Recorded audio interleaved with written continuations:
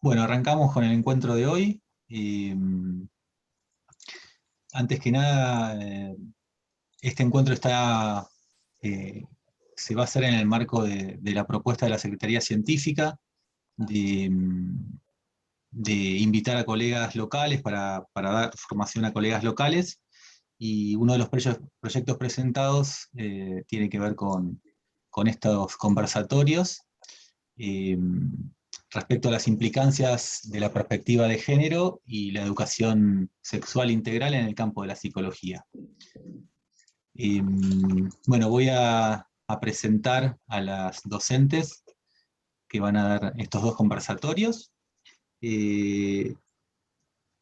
Antes que nada, bueno, agradecerles enormemente que hayan organizado estos conversatorios y los hayan preparado para este segundo cuatrimestre. Claudia, bueno, te presento. Claudia es psicóloga, Claudia Susana Pérez es psicóloga recibida en 1981 de la Universidad Nacional de La Plata, diplomada en Educación Sexual Integral en Flaxo, integrante de la comunidad de prácticas de ESI en Flaxo, capacitadora en ESI en distintos niveles educativos e integrante del Frente por la ESI Bariloche. Y Ailín Namiot también es psicóloga, recibida en 2017 en la Universidad Nacional de Comahue, cofundadora de la Comisión de Mujeres de la Facultad de Ciencias de la Educación y Psicología. Actualmente trabaja en clínica privada y como profesora en nivel terciario. Bueno, hasta aquí la presentación, así que ahora les dejo la palabra a ustedes para dar comienzo a este encuentro. Bueno, yo antes que nada les agradezco la posibilidad al Colegio de Psicólogos. En breve se va a llamar Psicólogos y Psicólogas, apuesto a esto. Y bueno, con Ailín nos pareció importante poder trabajar la temática de educación sexual integral y la perspectiva de género en particular, porque consideramos que en estos momentos es importante poder conceptualizar todo este paradigma, por decirlo así, y poder lo planteamos en dos encuentros, porque el primero era como las bases, digamos, de estos conceptos, y nos quedan todavía, este es un largo camino que se comenzó y que, bueno, nos quedan todavía cuestiones para reflexionar, para profundizar y para ir avanzando. Entonces, bueno, la primer parte que voy a presentar yo es la parte de educación sexual integral. Voy a compartir pantalla y espero que todo funcione bien. Y bueno, la idea es hacer una presentación con respecto a la educación sexual integral en la Argentina y específicamente después ahondar en el eje de la perspectiva de género y bueno, tener un espacio, digamos, de intercambio con las personas que están participando, inclusive con perspectiva de que en el próximo encuentro profundizar esas cuestiones, reflexiones o planteos que vayan surgiendo. Bueno, la educación sexual integral, de acá en más ESI, para sintetizarlo, comienza con la sanción, o sea, es como para darle un comienzo, ¿no? No es que no haya habido un antes, porque hubo un largo camino que se hizo de distintas maneras en distintas provincias de la Argentina, con distintos movimientos, ¿no? Porque si no, pareciera que todo empezó en el 2006 y en realidad en el 2006 se consolidó la ley 26.150, que es la ley de educación sexual integral, que, digamos, le pone un marco legal muy importante para poder empezar a andar este camino de la implementación, que no es un camino fácil. Y bueno, la ley 26.150 marca, plantea, mejor dicho, en el artículo primero, que todos los educandos tienen derecho a recibir educación sexual integral en los establecimientos educativos públicos de gestión estatal y privada de las jurisdicciones nacional, provincial, de la CABA y municipal. Y a los efectos de esta ley, entiéndase como ESI la que articula aspectos biológicos, psicológicos, sociales, afectivos y éticos. Acá está resaltado, digamos, dos aspectos fundamentales. Uno es el que tienen derecho, es decir, los educandos, acá le agregaríamos educandos y educandas y educandes, pero bueno, esta ley fue hecha hace 15 años, y tiene como lógica que después las cuestiones fueron avanzando y ahora la redactaríamos de otra manera. Pero bueno, en ese momento plantea algo importantísimo que es el tema del derecho, ¿sí? Es decir, el derecho a recibir ESI en todas las escuelas o establecimientos educativos, desde el nivel inicial hasta el nivel terciario no universitario. También hay la explicación es por qué no universitario, porque bueno, la universidad como nivel educativo, digamos, tiene un aspecto de autonomía, ¿no? Que después cada universidad va a, digamos, a adecuar o a plantear su propia legislación o su propio funcionamiento. Y otra cuestión importante es el tema de que la ESI articula aspectos biológicos, psicológicos, sociales, afectivos y éticos. Este es el aspecto de la integralidad. En otros países de América Latina se lo llama EIS, Educación Integral en Sexualidad. Pero, digamos, justamente la idea es el planteo de la sexualidad más allá de lo exclusivamente biológico. Bueno, como un marco legal, esto que decíamos de un camino previo a la sanción de la ley, nos encontramos, bueno, con leyes o convenciones que fueron pasando a lo largo de estos últimos años, del siglo XX y después, bueno, comienzos del XXI, donde aparece, bueno, por ejemplo, la ley 23.849, ratificación de la Convención sobre los Derechos del Niño, del año 90, los niños y adolescentes como sujetos de derecho y que el Estado es su garante, que esto está explicitado en la Constitución Nacional de la Argentina en 1994, la Ley de Salud Sexual y Procreación Responsable del año 2002, donde aparece también la concepción de salud integral y de salud sexual, con la obligación también del Estado de proveer información y proveer materialmente de los métodos anticonceptivos reconocidos hasta ese momento.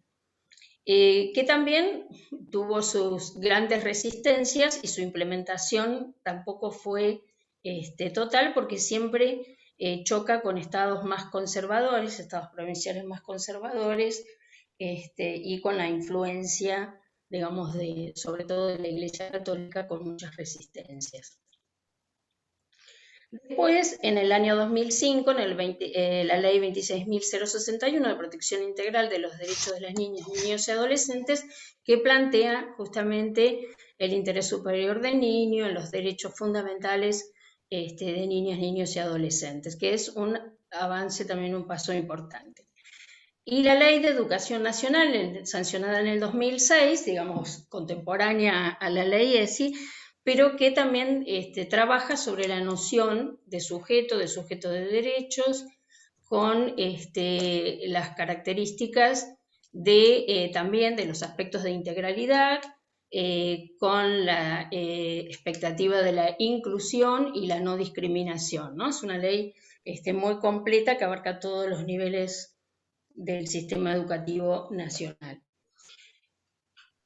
También hay que destacar la Convención sobre la Eliminación de todas las formas de discriminación contra la mujer, que si bien fue explicitada en el 1985, también es una influencia a tener en cuenta.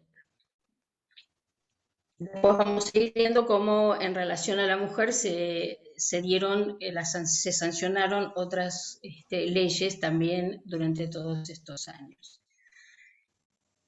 Volviendo a la ley 26.150, una de las cuestiones también a destacar es que se arma el programa de educación sexual integral que abarca otro de los artículos importantes es que se destaca la capacitación permanente y gratuita de los educadores en el marco de la formación docente continua. Es decir, lo que antes se llamaba, digamos, capacitación, se llama formación docente continua, partiendo de la base de que los y las docentes tienen que seguir formándose a lo largo de su trayectoria laboral. La inclusión de los contenidos y didáctica de la ESI en los programas de formación de educadores, es decir, en los institutos se modifican los diseños curriculares para incorporar la ESI y que salgan ya con la formación pertinente. Durante la transición entre la sanción de la ley y la efectivización, por ejemplo en Río Negro con la modificación del diseño curricular de la formación, se utilizaron, digamos, formatos alternativos como seminarios, optativos o espacios de definición institucional, según como se llamen en distintos institutos. Pero ya está, al día de hoy, es una materia, digamos por decirlo así, es un espacio curricular ya reconocido con determinada cantidad de horas y dentro del plan de estudios. Acá, este es otro artículo, está encomillado, que habla en la ley ESI, en la ley 26.150, que tiene que ver con que no plantea el aval o el permiso de las familias, sino que dice que se deberán organizar en todos los establecimientos educativos espacios de formación para los padres o responsables que tienen derecho a estar informados. Es decir, que es el punto que muchas veces sigue produciendo gran resistencia con respecto a la ESI, es esto de si es necesario tener el aval o el permiso de las familias para que sus hijos reciban la ESI. Es un derecho para el estudiantado y no necesita de ninguna manera tener el aval de las familias. Sí es conveniente y sí plantea la ley que las familias tienen derecho a estar informados. Acá también vamos a ver que algo nos hace ruido que dice para los padres o responsables, ¿no? Hoy lo redactaríamos de otra forma. Los propósitos formativos de la ESI, estos están encomillados porque son tal cual, están explicitados en los lineamientos curriculares que se hicieron en el 2008, después de meses de reuniones para llegar a consensos mínimos.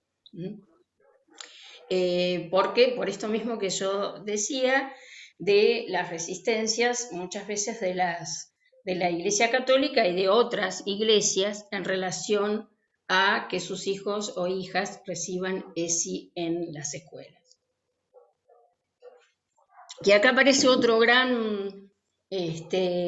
gran oposición en el sentido de si la sexualidad la enseñan en la familia o si se enseña en la escuela.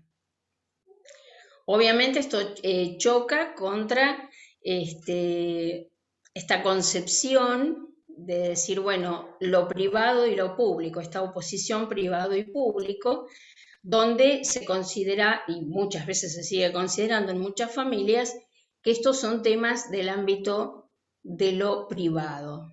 Y no nos olvidemos que ya no se habla más de la familia como un ámbito privado, sino que el Estado tiene la obligación, justamente, si retomamos la ley de protección integral de los niños, niñas y adolescentes, el Estado es el garante del cumplimiento de esos derechos, y es de alguna manera el que tiene que proteger los derechos de los niños, niñas y adolescentes.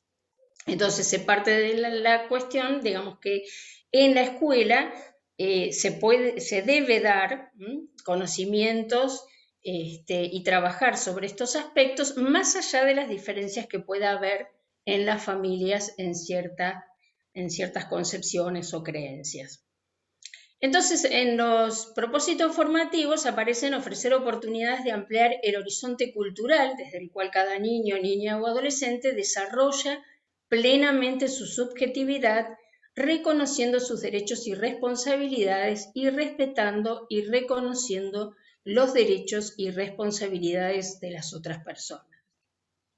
A su vez, también promover aprendizajes de competencias relacionadas con la prevención de las diversas formas de vulneración de derechos, maltrato infantil, abuso sexual, trata de niños. Es decir, la ley ese tiene carácter preventivo, y como están secuenciados los contenidos en función de las edades y de los distintos niveles educativos, es de desear que, bueno, justamente haya incidencias en comportamientos y actitudes que tengan en cuenta la perspectiva de género, la aceptación, digamos, de la diversidad en todos sus aspectos, no solamente la diversidad sexual, sino la diversidad social, cultural,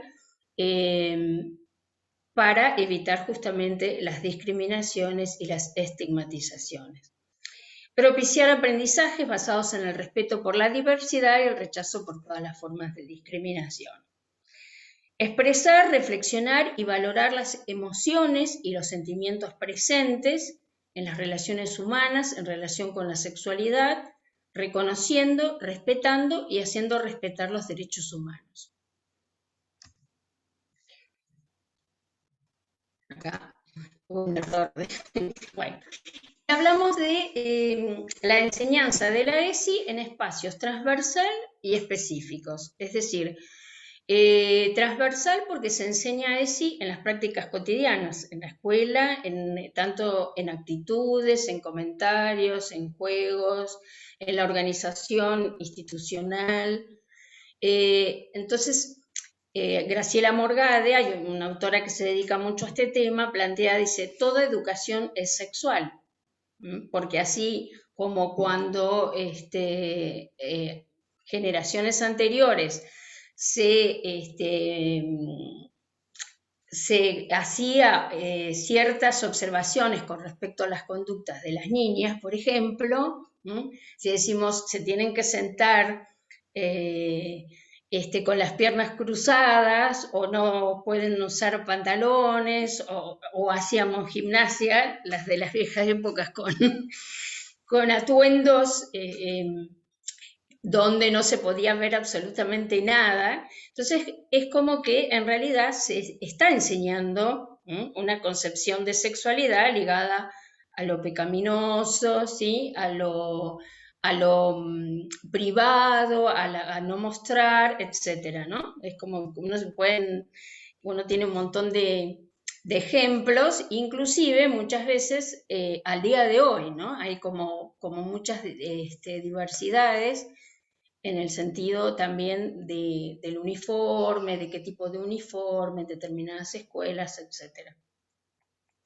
Y cuando se habla de espacios específicos, tiene que ver con, bueno, cuando ya hay una planificación de un tema específico que se va a trabajar con determinada metodología.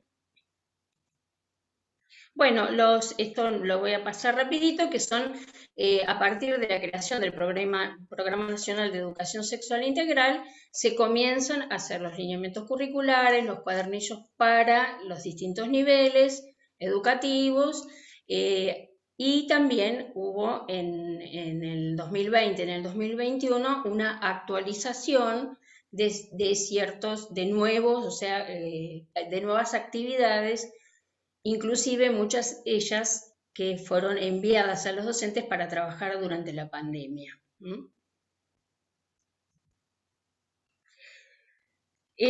Nosotros decimos que la ESI está formada por 5 ejes conceptuales, que, bueno, si uno este cuadrito es un poco estático, pero en realidad lo vemos como una cuestión integral y digamos, circular, ¿no? Donde están entrelazados estos distintos ejes.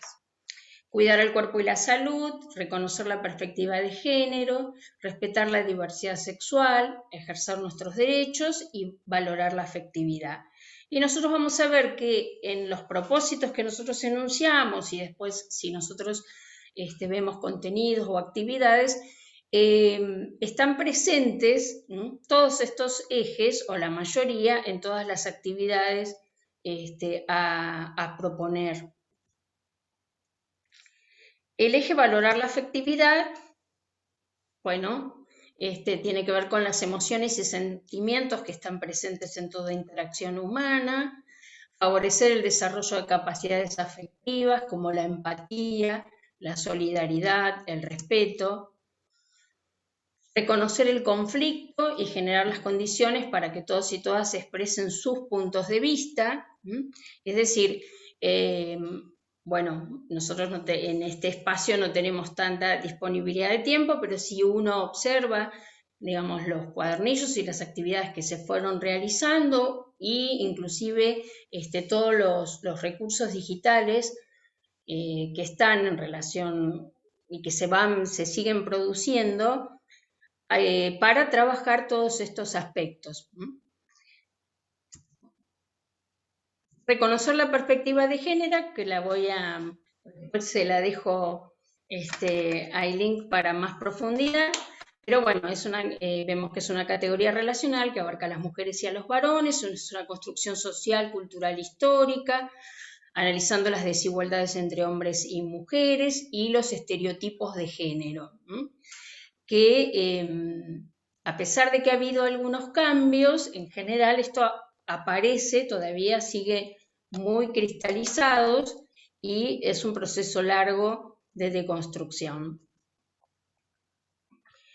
Cuidar el cuerpo y la salud, digamos, con esta concepción justamente que decimos integral, no hablamos de un cuerpo aislado, sino desde el aspecto psicológico, social y cultural, las representaciones acerca del cuerpo que se tiene en la escuela, el cuerpo como espacio de la identidad, problematizando también los estereotipos de belleza y de masculinidad y de feminidad, le agregarías. Y tomando el concepto de salud integral, y prevenir los problemas relacionados con la salud en general y la salud sexual y reproductiva en particular.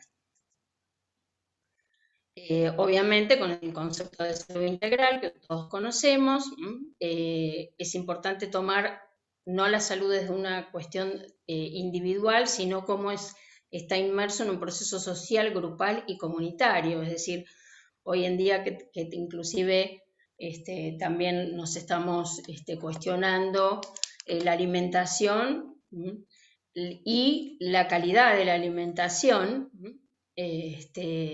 y cómo influye en la salud de la población. También tomando en cuenta las condiciones de vida, de trabajo, bueno, las redes sociales, inclusive este concepto de las redes sociales, tomando las redes sociales en cuanto a la interacción, personal, pero también tenemos que hablar de las redes sociales en el ámbito digital, ¿no? Que también es todo un avance en algunos aspectos, pero una cuestión muy difícil para trabajar en todo lo que significan, bueno, la presencia y la invasión de las redes digitales en la vida de los niños, niñas y adolescentes, muchas veces generando situaciones difíciles como el ciberacoso o el grooming. Bueno, respetar la diversidad, rescatar el significado de convivir en una sociedad plural, valorando la diversidad, cuestionar la presunción de heteronormatividad, esto es algo también que muchas veces provoca como bastantes resistencias en cuanto a romper esta presunción de heteronormatividad, es decir, suponer que todos y todas tienen una identidad de género cis y poder entender o respetar la identidad de género y la orientación sexual de todas las personas, que es también un aspecto bastante resistente para trabajar, porque acá no solamente es necesario trabajar con las familias, sino también con las y los docentes en cuanto a una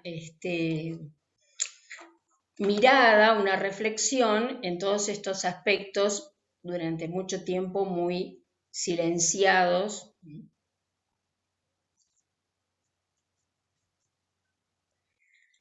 Y bueno, todo esto se engloba en ejercer nuestros derechos, es decir, la ESI se inscribe en un marco de políticas públicas relacionadas con la inclusión, la equidad y el ejercicio de los derechos, con lo que implica defender nuestros derechos y a su vez el Estado garantizar los derechos, que todos sabemos que no es algo fácil, digamos. La perspectiva de los derechos vinculados con la infancia y la adolescencia y generar las condiciones institucionales para el cumplimiento de estos derechos. Y decimos, digamos que la ESI entra en la escuela de distintas formas. Primero hay que hacer, o sea, no es un primero y segundo y tercer paso así secuencialmente, sino más bien circularmente, en relación a la reflexión sobre nosotros y nosotras, y nosotres, que también es algo, el lenguaje también es algo a tener en cuenta, y justamente el poder reflexionar los docentes y las docentes con respecto a su propia historia personal, sus propias creencias, sus creencias religiosas, etcétera, etcétera, que van a impactar directamente en cómo se da esa educación sexual integral. La enseñanza de la ESI se plantea, esto que decíamos, desde la modificación del desarrollo curricular, del diseño curricular, con el rever la organización de la vida institucional, desde los baños de mujeres varones hasta las filas de mujeres y varones. Y quizás nosotros en Río Negro podemos ver un avance bastante importante en la implementación de la ESI, pero en otras provincias sabemos que son provincias muy conservadoras y con casi nada de implementación de la ESI. No se cuestionan ni siquiera, digamos, las cuestiones de los guardapolvos rosas y celestes del jardín, ¿no? O sea, como que hay cosas que se han ido superando, pero hay otras que todavía siguen. Cuando uno piensa que en la provincia de Salta todavía hay enseñanza de la religión católica en las escuelas públicas del Estado, uno no termina de asombrarse. Y los episodios que irrumpen en la vida escolar, eso tiene que ver con situaciones emergentes, es decir, situaciones de niñas que confiesan, digamos, ser abusadas, niños y niñas que pueden aparecer con síntomas de maltrato físico.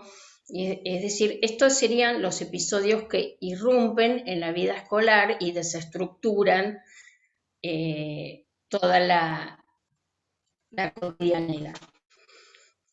La tercera puerta de entrada de la ESI es el trabajo con las familias y la comunidad, que creo que, digamos, en general de lo que se ha estado investigando y de lo que plantean muchas veces los docentes y las docentes, es lo más difícil, el trabajo con las familias, ¿sí? En ciertas comunidades, y también porque hay como mucho miedo y mucho temor en relación a las comunidades de parte de ciertos docentes bueno, como que implica, digamos, la necesidad de un trabajo institucional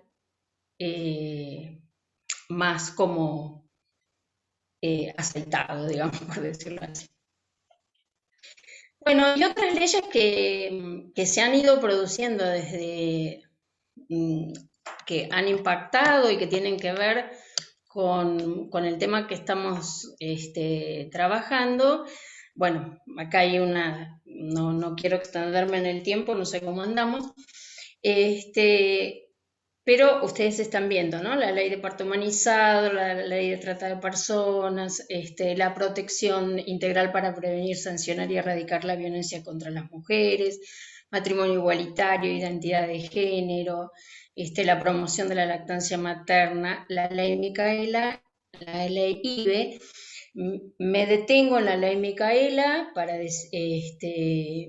que es una ley que obliga al Estado a capacitarse o sea, los tres poderes del Estado tienen que capacitarse en relación a la ley Micaela, que tiene que ver con la violencia de género y la violencia de género, la concepción en relación a el desempeño en los distintos poderes, sobre todo uno no puede dejar de ver en el poder judicial muchas veces estos fallos lamentables en relación a situaciones de violencia de género gravísimas.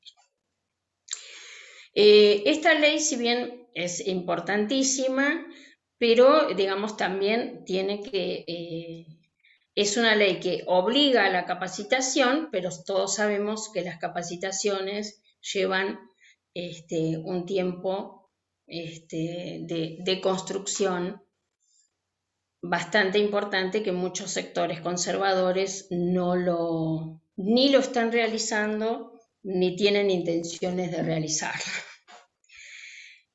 Bueno, después tenemos la ley de interrupción voluntaria del embarazo, que fue realmente una lucha, pero se logró sancionar la ley, que es un avance importantísimo, también con los avances y retrocesos que ya vamos viendo, en cuanto que tampoco, o sea, la ley es un marco legal y es un paso importantísimo, pero todo esto es un largo camino. Y bueno, y la ley de promoción de acceso al empleo formal para personas travestis, transexuales y transgénero, que obviamente también es un reconocimiento. Bueno, y como desafíos, algunos pocos puse, porque después dije, bueno, hay un montón de desafíos, pero una de las cuestiones importantes es garantizar la implementación plena en todas las provincias. Si bien Río Negro tiene una trayectoria bastante, digamos, avanzada, en el nivel medio es donde se encuentran las mayores dificultades. Es decir, los profesores y profesoras reconocen las dificultades para poder trabajarlas. Muchas veces son dificultades institucionales, se encuentran con barreras propias de cada institución. Y los y las estudiantes también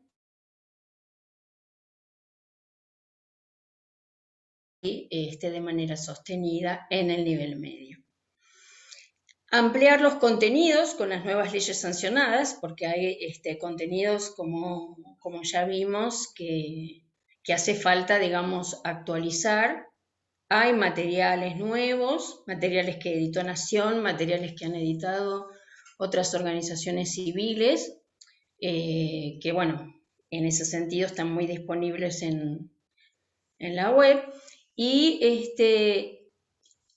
otro gran desafío es incorporar a todos los niveles educativos, incluyendo la formación docente, en la formación universitaria. Porque lo que se ve claramente es que, si bien por digamos, por el tema de la autonomía de las universidades, hay universidades que han incorporado la ESI, que han incorporado la perspectiva de género, otras que están a medio camino, pero bueno, eso también es un deber, ¿no? O sea, que todavía falta avanzar. Y el trabajo a nivel comunitario, es decir, es también un gran desafío el poder trabajar comunitariamente, teniendo en cuenta las diversidades también, y cómo adaptar, digamos, y cómo poder hacer conexiones con las distintas propuestas, hacer propuestas barriales, comunitarias, ¿sí? Acercarse más a la comunidad, más allá de que la ESI inicialmente fue pensada para hacer desde la escuela, pero ahora vemos que también tenemos que trabajar a nivel comunitario. Bueno, y ahora hago una pausa y le doy el lugar a Aileen, y después hacemos un intercambio de experiencias o de preguntas. Bueno, voy a compartir acá pantalla. Bueno, como les comentaba Claudia anteriormente, la idea de este encuentro es un poco como sentar las bases para después seguir desarrollándolo más adelante. Cuando planteamos, bueno, todo esto de la perspectiva de género, dijimos, bueno, ¿con qué público nos vamos a encontrar? ¿No? Por ahí son cosas que desde nuestra formación o desde nuestra militancia también un poco, son cuestiones que ya venimos como integrándolas, pero que nos parecía importante como poder marcar, digamos, como los puntos cardinales o las bases para después a partir de ahí poder seguir pensando. Y también pensar cómo esta perspectiva de género, todas estas temáticas, están implicadas transversalmente en nuestra profesión, en todos los ámbitos, ámbito educativo, clínico, judicial, comunitario también. Haciendo, digamos, esta introducción, voy a hablar con lo que es la perspectiva de género, que se entiende como una categoría analítica que busca desnaturalizar, es decir, hacer visibles, deconstruir ciertas situaciones de desigualdad que están basadas en las distinciones de género, ¿sí? Al hablar de una categoría analítica estamos hablando de un marco que nos permite una lectura de la realidad, una lectura reflexiva y crítica, que nos va a permitir reconocer esas relaciones de poder que se dan entre los géneros. Como se dice desde el feminismo, ponerse los anteojos violetas y empezar a ver desde otra visión, desde otro lugar. Y realmente cuando uno empieza a analizar y a ver la realidad desde esta perspectiva, empezás a ver muchísimas cosas y las empezás a ver en muchos lados, muchas veces muy sutiles, pero que están ahí.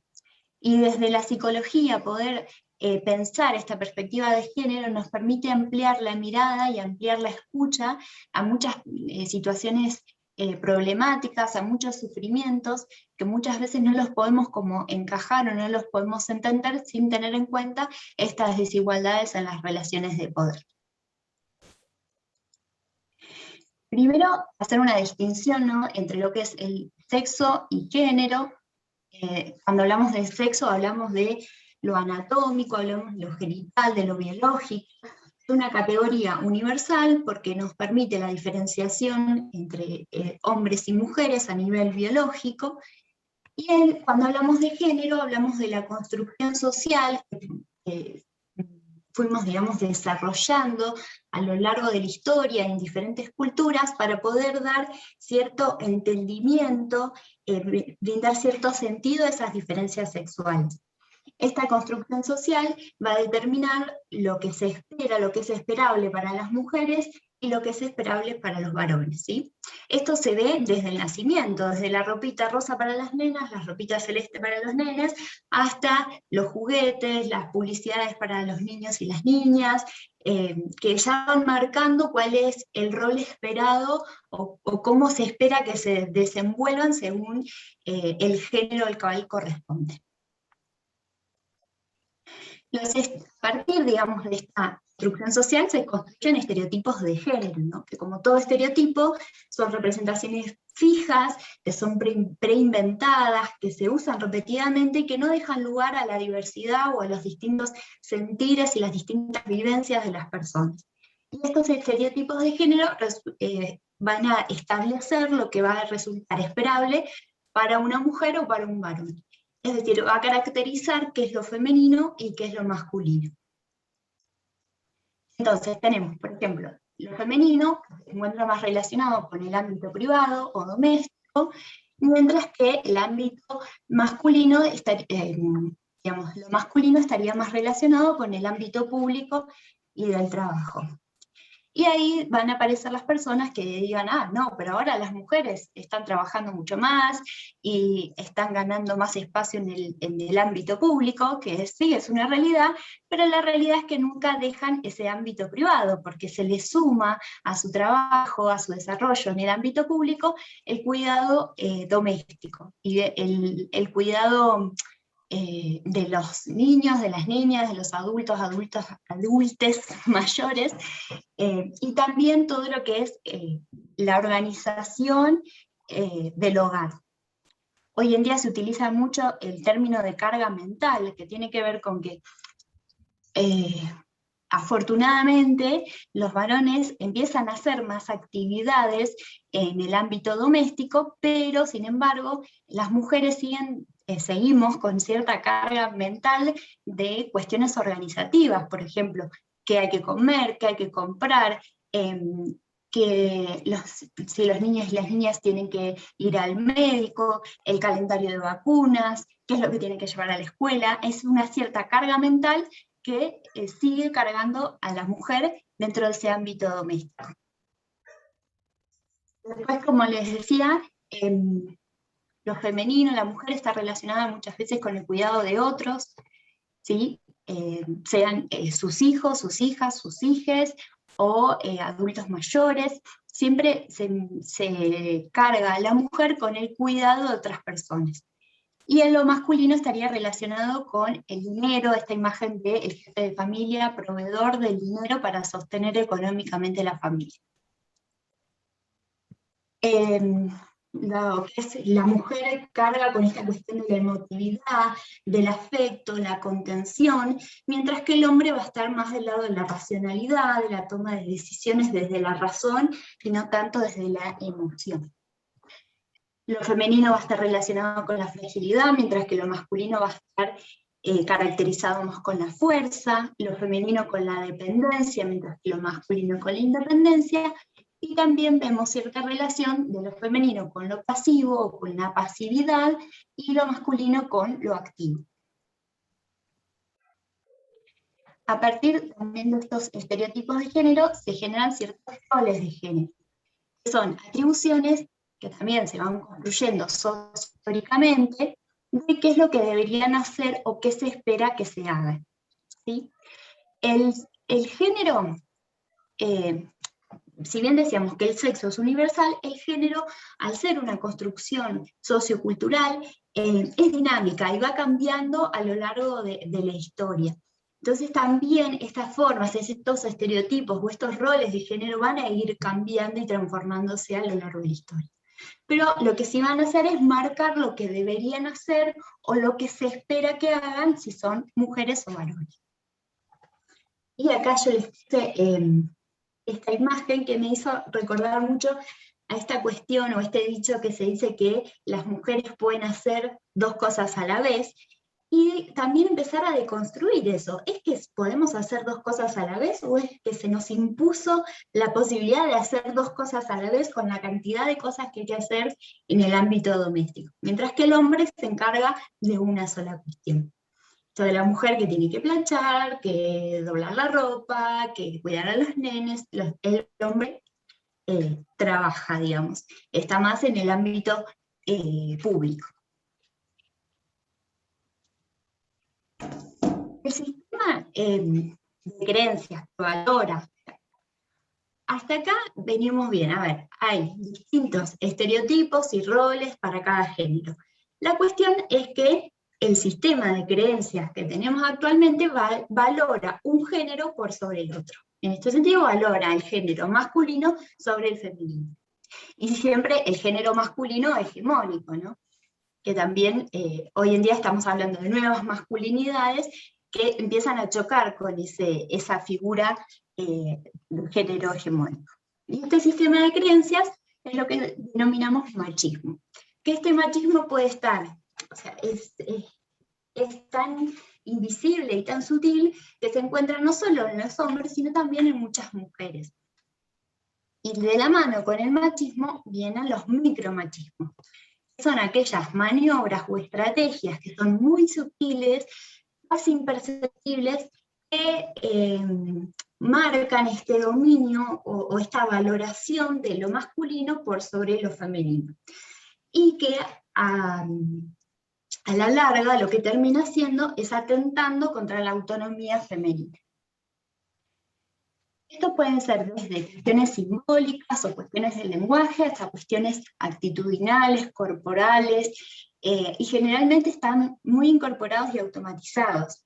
Incluso nos pasa a nosotras, a las feministas, que si bien venimos luchando y con un montón de cosas, hay veces que nos encontramos sin querer, por decirlo así, nos encontramos con esas situaciones que a veces no nos damos cuenta de estos micros machismos.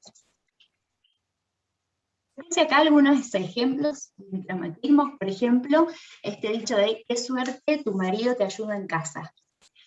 Cuando, bueno, no es que te ayuda, que si estamos hablando de te ayuda o te colabora, que se dice mucho hoy en día, estamos hablando de que la tarea es de la mujer y que el marido con suerte te ayuda a hacer algo. Cuando en realidad es la casa de los dos, ensucian los dos, comen los dos, tienen hijos los dos.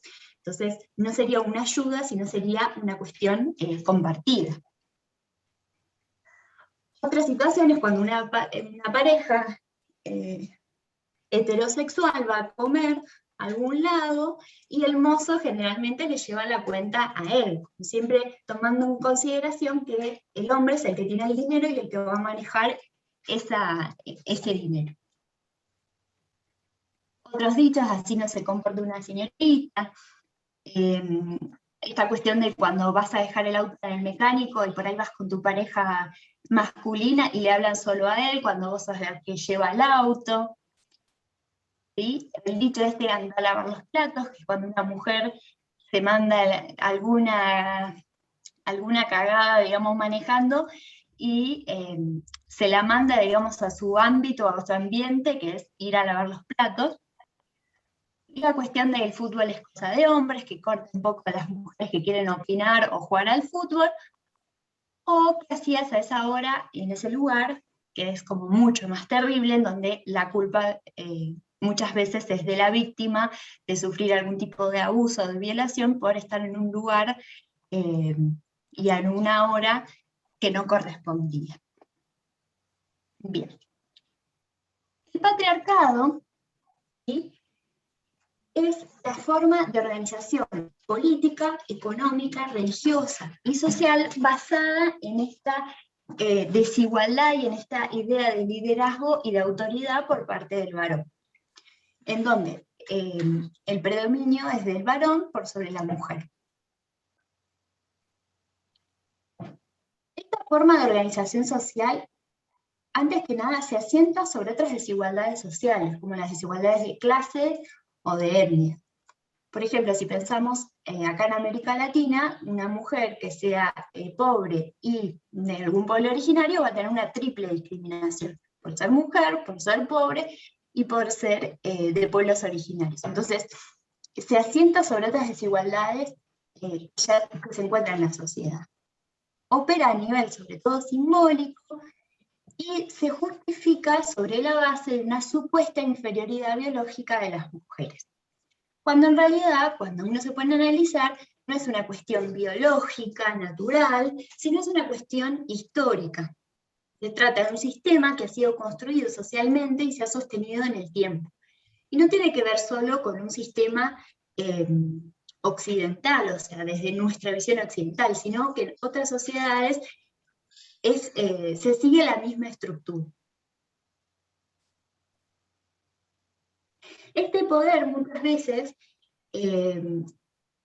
va de la mano con las situaciones de violencia que se atenta de los hombres hacia las mujeres. Y estas situaciones de violencia muchas veces pensamos por ahí en violencia física o en violencia sexual, cuando en realidad también hay mucha violencia simbólica, a partir del lenguaje, de chistes, de dichos, de cuestiones del sentido común, estamos justificando ese sistema de dominación. Y también con cuestiones del espacio público. Nosotros si nos ponemos a pensar, el espacio público es el espacio del hombre. Por eso, con todas las campañas del acoso callejero, lo que se trata de visibilizar es que hasta el espacio público es dominación o es territorio del hombre, y a la mujer se le puede gritar cualquier cosa, se le puede mirar, se le puede chiflar, y la mujer tiene que aceptar eso. O esto que les decía anteriormente, la mujer, ¿qué hacías a esa hora en ese lugar? La mujer tiene más restringido el tiempo que puede estar en el espacio público y cuáles son esos espacios públicos en los que puede estar o no, y también si va sola o va acompañada. Y como hablamos de este sistema que es histórico, vemos que en un principio las religiones y posteriormente las ciencias médicas han contribuido con un montón de argumentos que avalan dichos privilegios. La familia ha sido como la institución básica que instaura esta forma de ordenamiento social. La familia históricamente se organizó alrededor de la figura del padre, ¿no? El padre era en su momento el que disponía del patrimonio, que estaba formado tanto por los hijos, las hijas, la esposa, los esclavos, las esclavas, y los bienes personales. Entonces era la figura que decidía sobre cómo se iba a llevar a cabo, cómo se iba a distribuir, o cómo se iba a manejar todas estas cuestiones de los bienes personales, etc. Lo vemos, por ejemplo, anteriormente, cuando se consolidaba un matrimonio, la mujer llevaba el apellido de soltera, más el de, y el apellido de casada, como si fuese la propiedad de este hombre. Si nos ponemos a ver, en Argentina, hace muy poco que se han ganado ciertos derechos frente a este patriarcado. Por ejemplo, recién en el 52 se considera a la mujer como ciudadana que puede votar y elegir a sus representantes. Recién en el año 1985 comienza la patria potestad compartida de los hijos y las hijas, es decir, las mujeres empiezan a tener derechos sobre las decisiones, la toma de decisiones sobre sus hijos y sus hijas.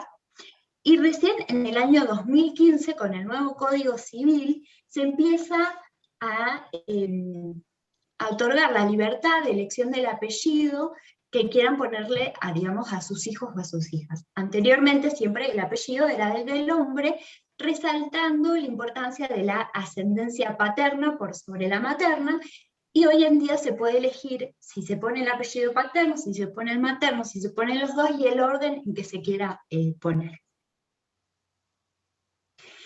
Este modelo de ordenamiento social lo vamos a ver a lo largo de distintas instituciones que ayudan a lo que es la socialización, como la escuela, los medios de comunicación, hoy en día también las redes sociales, el lenguaje, entre otros. Bien, hasta acá venimos hablando desde una visión binaria, en donde tenemos dos géneros que son opuestos, pero a su vez complementarios, género femenino y género masculino. Pero con todos los movimientos feministas y las luchas empiezan a remarcar, a ser visibles dos mandatos sociales que se encuentran muy marcados. Por un lado, la cisnormatividad y por otro lado, la heteronormatividad. La cisnormatividad implica esta imposición de que si al nacimiento, por ejemplo, fuimos inscritas como mujeres, toda la vida nos vamos a sentir identificadas como mujeres, o viceversa, en el caso de los hombres. Si fueron inscritos como hombres, se van a sentir identificados, van a sentir que su género es el masculino o el femenino. Y por otro lado, la heteronormatividad implica que, nuevamente, en el nacimiento fuimos inscritas como mujeres, vamos a elegir parejas afectivas y sexuales varones, ¿sí? O viceversa. Estos son dos mandatos sociales que son muy marcados y que se pueden ver, por ejemplo, en una consulta médica o en una consulta psicológica, también lo podemos pensar, cuando viene, por ejemplo, un varón y se le pregunta, ¿y tenés novia? ¿O estás casado? Siempre como entendiendo que la pareja va a ser una mujer.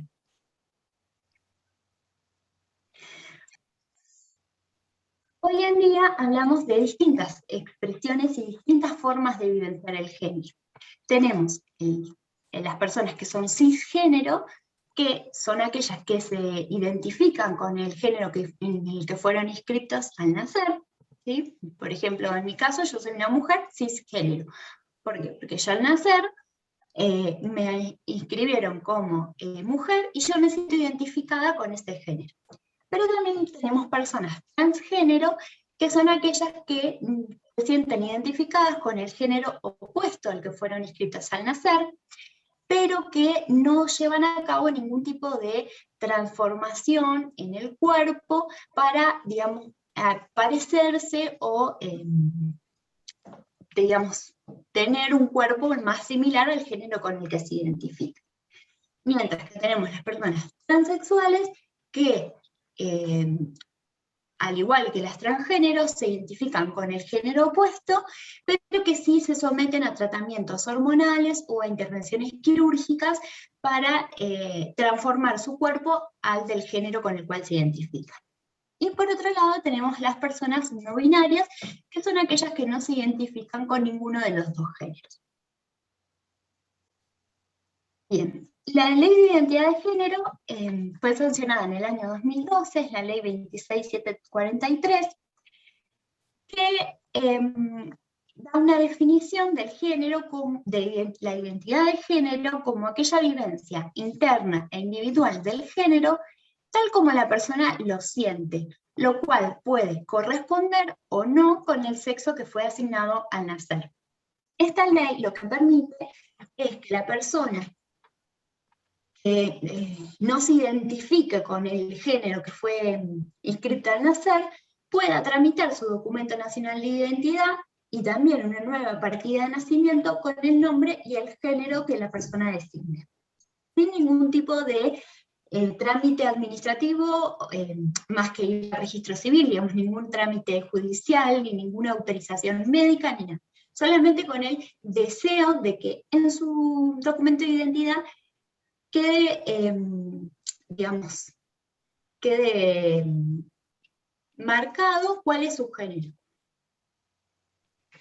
Recién en el año 2021, con el decreto 476, o sea, en este año, se empiezan a identificar con una X a las personas no binarias. Porque la Ley de Identidad de Género en 2012, si bien es como muy novedosa en su momento, a las personas no binarias las dejaban afuera. Muchas personas lo que hacían era ponerse un nombre, por ejemplo, masculino y un género femenino, como para mostrar esta contradicción de que ninguno de los dos géneros las identificaban.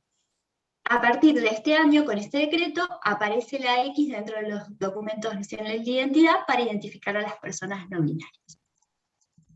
Bien. Y después te voy a hablar de la violencia de género, pero estamos medios como justitos con el tiempo, así que la vamos a dejar para la próxima, para dar un espacio, bueno, a si tienen alguna consulta, hacer algún intercambio.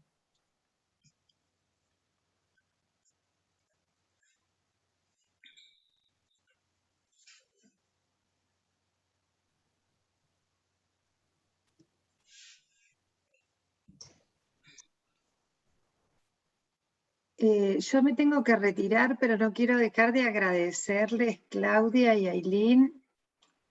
Me encantó. Es necesario, digamos, bueno, gracias por compartir este conocimiento de esta manera tan clara e integrada, ¿no? Porque digo, bueno, por ahí todos tenemos desde nuestro lugar de trabajo como, bueno, un montón de conocimientos, todos así un poquito a veces sueltos, y está buenísima esta sistematización. Realmente muy bueno en este tema que es tan valioso y necesario, sobre todo, vos decías, Claudia, bueno, que si bien todo esto se armó para las escuelas, ahora se ve la necesidad de trabajarlo a nivel de la comunidad, ¿no? Por supuesto, sí. Imprescindible. Y hablando de la comunidad, se me ocurría un poco también la comunidad de colegas, ¿no? En ese sentido, me parece que hay un gran trabajo por hacer. Y bueno, y por lo menos en esta gestión me parece importante poder empezar a dar un paso en este camino, ¿no? O sea, así que el colegio está abierto para todo tipo de propuestas y cuestiones que quieran hacer. Ya ahí, como les contaba a Ailín y a Claudia, en la próxima asamblea vamos a plantear el cambio, el agregado en el nombre del colegio de psicólogas. Y va a ser un debate, ¿no? Me parece que va a abrir también la posibilidad de avanzar en este camino. Sí. Vos, Celeste, bueno, ya te tenés que retirar, pero ¿querías plantear alguna inquietud, algo para profundizar para el próximo encuentro? No, no se me ocurre ahora, pero bueno, por ahí la próxima, ahí estaremos. Bueno, o por ahí nos mandas un WhatsApp y Dale. si se te ocurre después, porque, bueno, a veces es difícil cuando uno está tan metida en el tema, poder visualizar la diversidad digamos, en las colegas y en los colegas en relación al conocimiento, digamos, de estos aspectos, ¿no? Porque cuando estábamos preparando con Ailín, yo justamente me preguntaba esto, digo, bueno, pero ¿no estaremos repitiendo cosas ya sabidas? ¿Hasta dónde podemos ir? ¿Hasta dónde? Y Ailín me decía, ay, bueno, yo escuché varias cosas, a veces voy escuchando, dice, y no es tan sabido, y bueno, quizás como uno está en un determinado círculo, presupone que esto ya se sabe, que bueno, o esto ya se maneja, ¿no? Porque el conocimiento racional es uno y la deconstrucción es personal y social es otra, ¿no? Sí. Por eso te preguntaba esto. Sí, a mí me quedó resonando la primera reunión que tuvimos con Guido, que nos dijo, y no demos nada por sabido, ¿viste? Nada por sentado. Y como, sí, la verdad que tenemos que empezar, digamos, de cero, aunque sea repetitivo. A mí me pasa que vuelvo a leer textos y es como que cada vez me sigo enriqueciendo y nada, preparar estas charlas, más allá de poder transmitirlo, también enriquece. A mí me enriquece mucho de poder seguir elaborándolo. Sí, sí, sobre todo esto, ¿no? Poder ahí como desarrollar el pensamiento crítico. Acá hay un comentario de Florencia que dice muy interesante y necesario que estos temas se planteen en estos espacios. Estuve haciendo varios cursos sobre consumos problemáticos de Cedronar y el último era sobre consumos con perspectiva de género. leo el chat porque Florencia está sin audio. Sí, sí. A mí me parece, como decía Ailín, es fundamental no dar por sabido nada, porque a veces está bueno pecar de repetitivo o que permita abrir otras consultas. A mí una cosa que a mí me llamó mucho la atención es dos cosas que plantearon, que fue una, el tema de las dificultades de algunos docentes a nivel de educación media, y después un planteo que me pareció también muy interesante, que el trabajo no solo con los niños y adolescentes, sino con los digamos, padres y madres de estos alumnos, si querés, ¿no? Y no sé bien ahí cómo se está trabajando, cuánto se está trabajando, si hay, hablaban un poco de cierta resistencia, ¿no? Me parece ahí como un campo bastante interesante, ¿no? Como quizás desde nuestra profesión poder apuntar un poco ahí, ¿no? Eh, que es algo, me parece como también que puede ayudar mucho, ¿no? Eh, pero bueno, que ya esté en las escuelas es un paso gigante, me parece como un gran paso.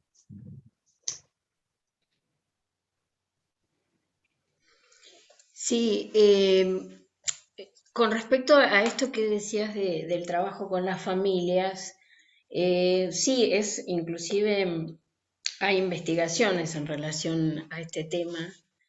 eh, Dentro de las resistencias a la implementación de la ESI, aparecen, bueno, las posturas más conservadoras o más ligadas a la religión, que inclusive hubo movimientos en relación a con mis hijos no te metas, que no, que fueron bastante importantes. Inclusive acá mismo hubo un grupo de gente que se manifestó en el centro cívico, o sea, como que hay un movimiento como anti-ESI, por decirlo así.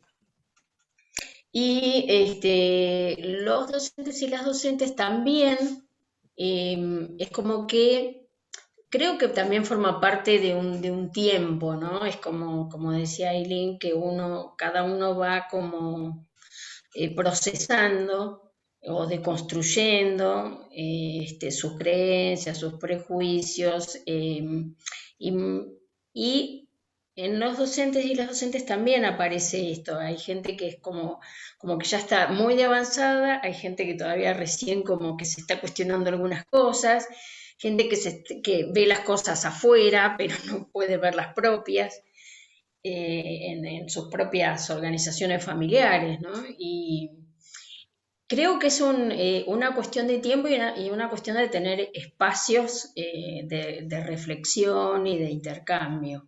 Creo que esto es fundamental.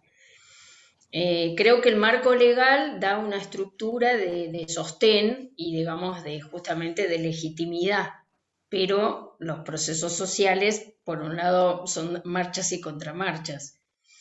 Y bueno, y también con las instituciones educativas pasa lo mismo. Hay instituciones que están como muy consolidadas en esta mirada de la implementación de la ESI, muy comprometidas, y hay instituciones que todavía están con bastante resistencia, ¿no? Lo mismo, y casi siempre, y como que va pasando en relación, por ejemplo, al lenguaje inclusivo, viste que hay como toda una discusión si es legítimo o no es legítimo, mismo en las universidades, si es académico o no es académico, si se puede obligar o no a la utilización, o solamente se puede, digamos, permitir, hay algunas que ni se permite. Y bueno, como que son lo mismo con el tema hay puntos como álgidos, ¿no? El tema de las diversidades sexuales también es un tema así como de resistencia. Y mismo dentro de la comunidad, digamos, de colegas, también, bueno, hay que desandar otros caminos, ¿no? Porque en un momento fueron perversiones, figuró en el DSM 3 en el DSM-4, ¿viste? Y después es como que desarmar esa cosmovisión, por decirlo así, también provoca, y eso que uno tiene ámbitos, digamos, de análisis o de reflexión más profunda, pero que también es como desarmar cuestiones muy enraizadas, ¿no? Como cambios, de alguna manera yo el otro día cuando así estaba preparando, bueno, pensaba también en la ley de salud mental, ¿no? Cómo inclusive todavía tiene como muchas resistencias en relación a los pacientes, a la denominación de, de- de- de sufriente u otras denominaciones que no son el rótulo del diagnóstico psicopatológico, ¿no? Y Que también es como un cambio de paradigma.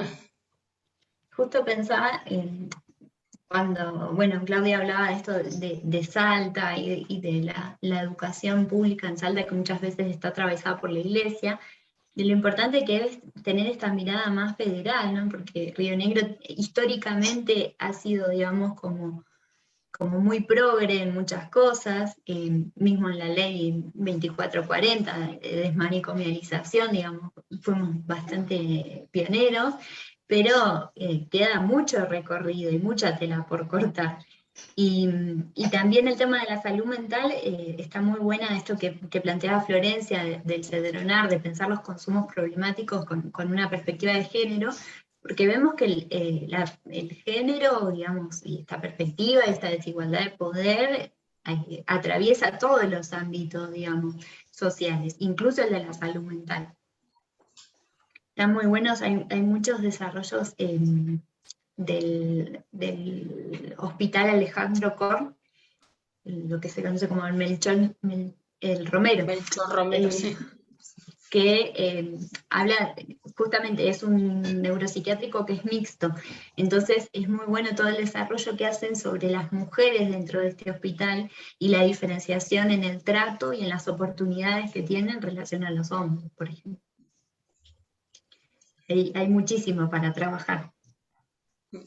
Sí, sí, pensaba ahí cuando hablaban de a nivel institucional, de cómo podríamos hacer algún tipo de trabajo de transmisión, no solo dando quizás conversatorios o charlas, sino quizás instituyendo alguna comisión de género, donde colegas trabajen e investiguen o estudien, ¿no? Y que Sí, después de eso puedan darse, nada, encuentros sí. de formación quizás progresiva.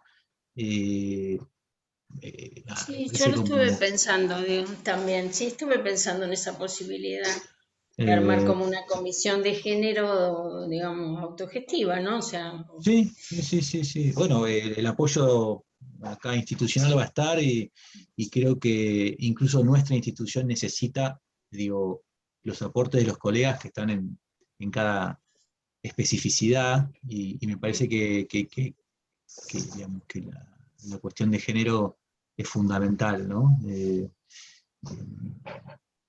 Y me parece que dentro de la comunidad PSI, digamos, eh, hay como cierta creencia que leyendo un poquito se entiende la cuestión así como rápidamente y me parece que es algo mucho más profundo, de construir lleva tiempo, ¿no? Y eso me parece que está bueno que haya un ejercicio continuo, y que se pueda conformar una comisión de género sería, bueno, maravilloso a nivel institucional, eh, y estable, ¿no? Porque es algo que me parece que es necesario, por eso me imagino que se instituyó a nivel escolar, porque es como, es de ahora en adelante, ¿no? Y no, es un derecho, digamos, ya está. O sea, eh, así que sí, sí, bueno, y en todo lo que pueda el colegio apoyar esto, vehiculizar, convocar, está completamente abierto, digamos.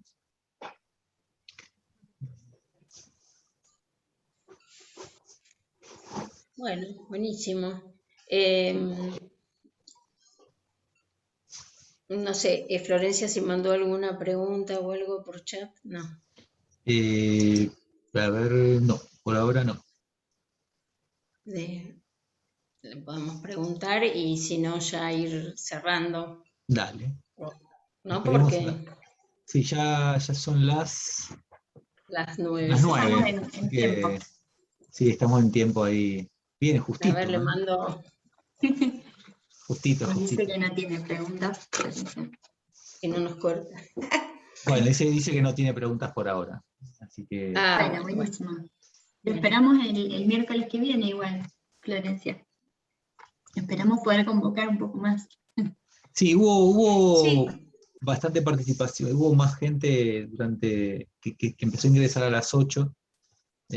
Así que es un buen horario quizás para tener en cuenta para otros encuentros.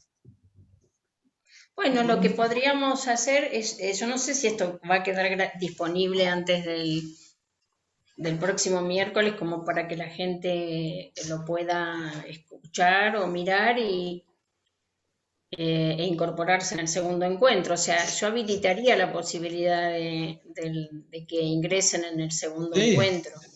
sí, por supuesto. No es necesario haber participado del No, digo primero. como para aclarárselo vía mail de que están habilitados para entrar en el segundo encuentro. Dale, vamos a difundirlo. Y bueno, y agradecerles a las compañeras que estuvieron. Bueno, agradecerles a Bueno, ustedes también por esta primer conversatorio. bueno, Bueno, nos gracias. vemos la próxima. Nos Nos vemos. vemos el miércoles que viene. Chao. Bueno, Chao. chao.